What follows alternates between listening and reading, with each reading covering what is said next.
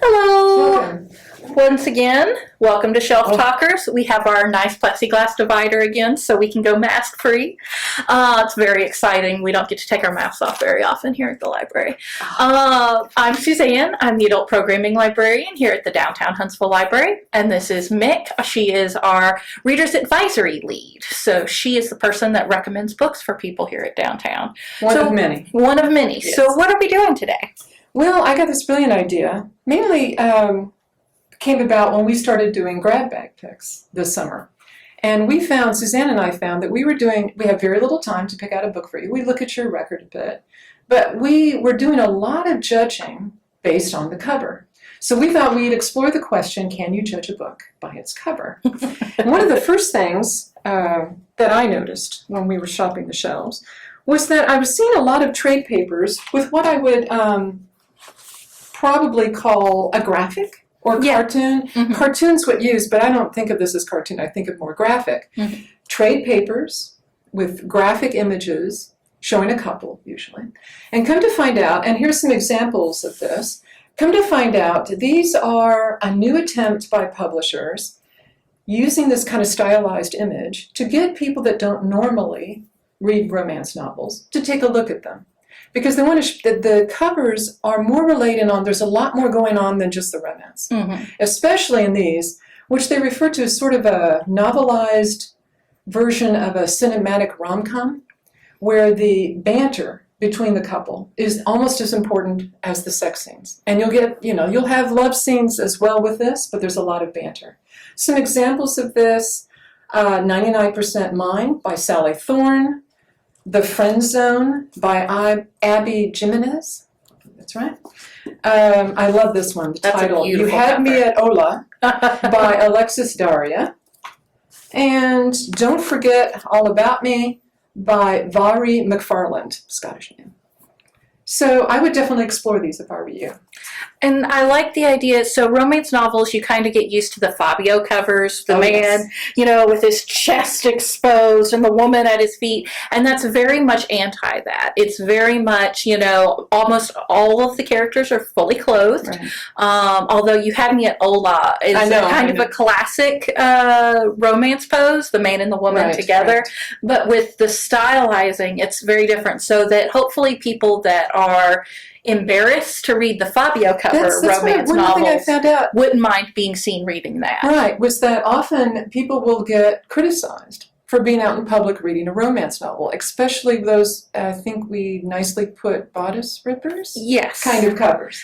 These just like an intriguing, perhaps young adult novel, perhaps. Yeah. Something light, so you can read free at your choice. Yes, judgment free. Okay. Also, I just went shopping to kind of explore different ways that they're using covers to entice you. We're doing a lot of online shopping. I'm sure everyone is. And sometimes what the cover looks like is one of the deciding factors, or at least it'll draw your attention to it. One is that they're starting to use very distinctive types than they would have before. Very retro, sometimes 60s and 70s. And what I like about this is Trick Mirror, Reflections, did you like that? On Self-Delusion, Essays by Tolentino. And she's a staff writer for The New Yorker. And essentially what she's talking about here is how it's very difficult to be able to see what you're really like, a person, yourself, with what is kind of coming at us from all sides in a kind of a world where the self is most important. And I like how the cover really illustrates that point. Next, one of my favorite covers. Very delicately illustrated book covers. Lightly illustrated line arts, like Van Gogh. This is Ghost Wall by Sarah Moss. It's just about a young woman and her family who are living in modern times as Iron Age Britons.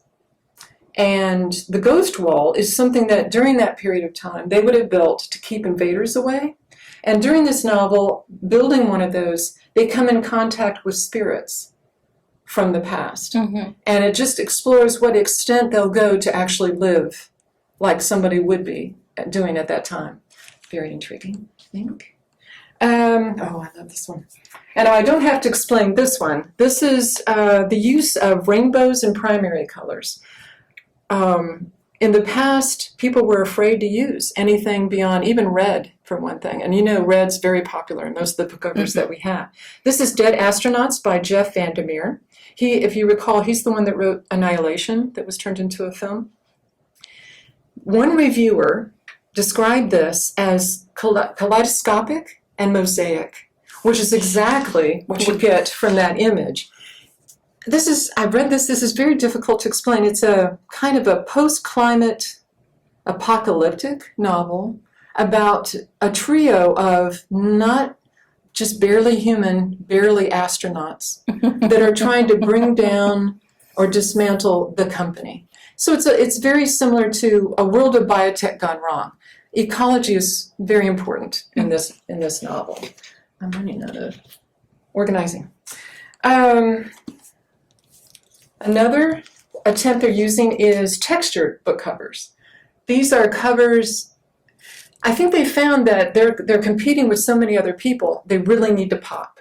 And anything that shows texture, almost like a 3D kind of thing, and communicates well what the book is about, is going to be a winner for them. This is revolves around a house in Bangkok and the lives that were connected to this. And I love, there's a Washington Post reviewer who, I can't remember his name, the quote is, this recreates the experience of living in Thailand's aqueous environment so well that you kind of feel the water rising up around your feet. And I think that gives you an image of jungle and humidity. I feel humidity just coming off of that book. One of my favorites, something I have read, they're using very creative photographic techniques. And most of the time the subject's obscured in a way to kind of reveal what the book is about. And in this case, this is Say Nothing, a true story of murder and memory in Northern Ireland by Radden Keefe. And here you can see that the blackness coming around is starting to transform itself into a typical IRA mask. This is a true crime book about the abduction of Jean McConville. It's a very famous abduction.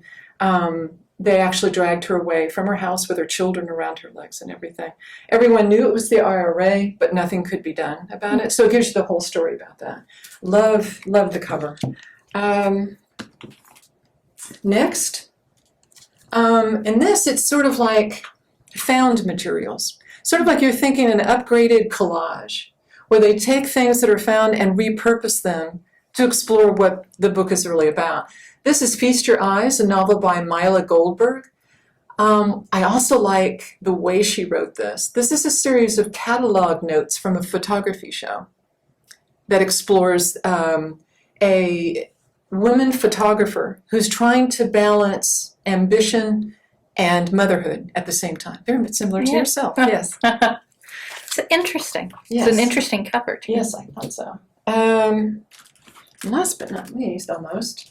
And this one illustrates sort of, and you'll see a lot of this, especially I find it in nonfiction, handwritten, mostly pencil fonts. They've used handwritten for quite a while, 10 years, I think, you've seen them. But in this case, it's more human-oriented. And it gives you more relatable, very light, usually in pen, but often in pencil. This is Erosion, Essays of Undoing by Tempest Williams. And she's an essayist, and she's just talking about how we're dealing right now with erosion of democracy, of science, almost everything, but also the natural life around us. And she's very concerned about that, and that's what it's about. Now, the last one, I know I talked about too much, and I want to let eventually Suzanne talk. But as I was leaving the new fiction, I just saw a cover, and this is where I'm sure everybody's the same way. You see this cover, and you just go, oh, what's happening to that poor lamb that's facing that train that's coming? The title is Hold a Wolf by the Ears by Laura Vandenberg. And I don't know what it's about, but I'm intrigued. So that is my exploration of Book cover. covers. Suzanne, what did you find? Well, so I took a slightly different tact. I didn't do as much As usual research between the two of us. as usual between the two of us. I didn't do quite as much research into trends. I just pretty much focused on what I like and what I dislike. And so my first one is one of my favorite books of all time. I featured it before. It is The Blue Sword by Robin McKinley. This is a reissue of the story. They did several years ago. Robin McKinley has several books, and they reissued all of them to look very similar. So they all have the white space, then a simple plain picture. Yes. Oh, yeah. My problem is, when you look at this, it doesn't tell you what the story's about. You're like, it's about horses. Or historical, maybe. Yeah, historical horses is what you get from it. And that's true, but not as true as the original cover that I fell in love with, which is the paperback version. Oh, yeah, the man has a sword. Yes, so for this one, you get horses, you get magic, you get desert, you get a feel for what this book is about, and it entices you in. And it's just beautiful artwork. Like, I'm not 100% sure. Kirk Reinhardt, I believe, is the cover artist for this, and he had clearly been given, either he had read this book, or he'd been given a very, very clear description, because it's got small details like her sash that she's wearing in this. That's a major part of the story. That the sash is very important in this culture. The horse has no stirrups. That's a major difficulty for her learning to ride this desert-style horse. The magic of the sword, it's blue. The design of the sword is exactly as described. The cover art on that tells you everything you need to know about the main character. But once you've read the book, you look at it and you realize it tells you. Otherwise, just a quick glance, you're like, horses, desert, magic. I'm in. So I prefer this cover. So this I brought from home. This is my nice version. You can tell by how straight all the pages are and its lack of pin marks. I have another version of this at home that's the one I normally carry around, and it is in bad shape. We see a lot of bad shape paperbacks here at the library, and mine at home is real bad. So that's my good cover one, so I kept that one. Then I went to the young adult section. I love YA books, and so for my first one, actually both sets are from the same author. This is Shannon Hale's Princess Academy. It is the story of a mountain, a mining town, a prince in need of a bride, and the girls in this town. And when you look at the cover, you can see mountains, you see a lot of stone-colored gray, you see the girls walking in a line, hand in hand, and one girl leading the way. And it gives you that kind of fairy tale-esque feeling. Especially how they depict the women. Yes, yes, and they're girls. They're 11 and 12-year-old girls, and that's what it looks like. It looks like a children's fairy tale. It's set in the mountains. It tells you a lot about the story. Well, it is a series, and book 2 is Palace of Stone. And for book 2, they decided to go with the classic YA cover scheme, Young Woman's Face. This is, if you go into the young adult section, you will find a gazillion, that is a technical term for so many books. We're very precise here at the library. You will find so many books that look exactly like this one.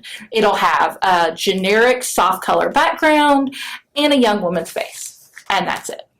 What this book is about, you can't tell from this. It's a sequel to this one, so what it's about is the main character of this one and the prince and his chosen bride. It's about their life afterwards, building up to the wedding ceremony, and it gives you a little more of the what happens after happily ever after. Do you think this appeals because young teenagers, young men, would see themselves in the cover? Do you think that's their approach? I think that's the approach. It's supposed to be so you can look and you can see and go, yes, this is clearly for people like me. Right. I don't like it because I feel like it's overdone. Maybe the first few. And limited too. It's only going to appeal, if that's their image, it's only going to appeal to a young wife. Yes, and I feel like it doesn't need to have that. So there's that one. And then I have another series by Shannon Hale. It's the first book is The Goose Girl, and these are retelling of Grimm's fairy tales set in like a fantasy land, and it's the story is set in kind of a Renaissance feeling time period. So for the cover art, what I loved is they did this painting effect where they have a painting of part of the story that shows the journey. It's got the geese and the girl, and they gave it kind of that cracked age painting to kind of give it that kind of Renaissance art feel. And then what I really love is that they continued it for the whole series. Oh, cool. So if you have that whole set, you have these books that all sort of go together. There's one other book. So the first one is The Goose Girl.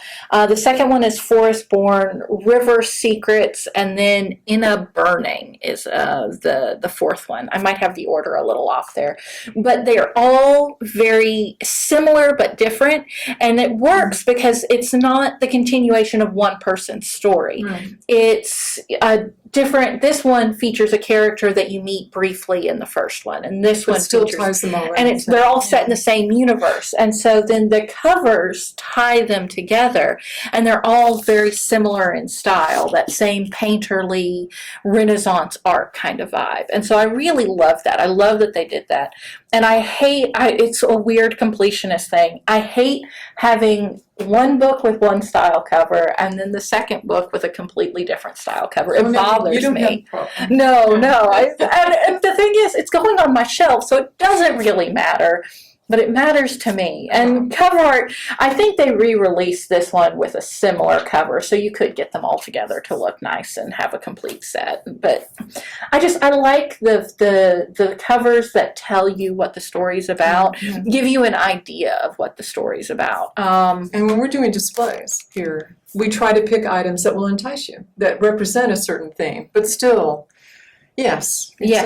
Cover art matters, and people are like, oh, you shouldn't judge a book by its cover, but it really does.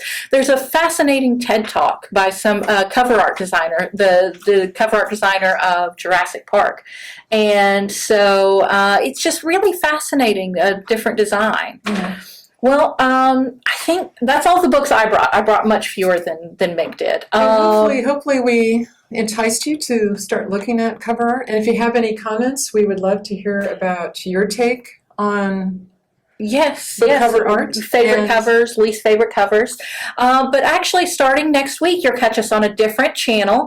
We're going to be moving to Facebook Live off of the library's Facebook page. There should be a handy-dandy link here to the Facebook page. Point down. It might be in the description. However it is, follow the library's Facebook page. Not only will you get to see us again each week, you'll also be able to find out about different events and various things going on around the library system. So it's a great opportunity to not only get more Mick and Suzanne, but also to find out more about what the library is doing. So we'll see you on Facebook next week. Bye. Goodbye.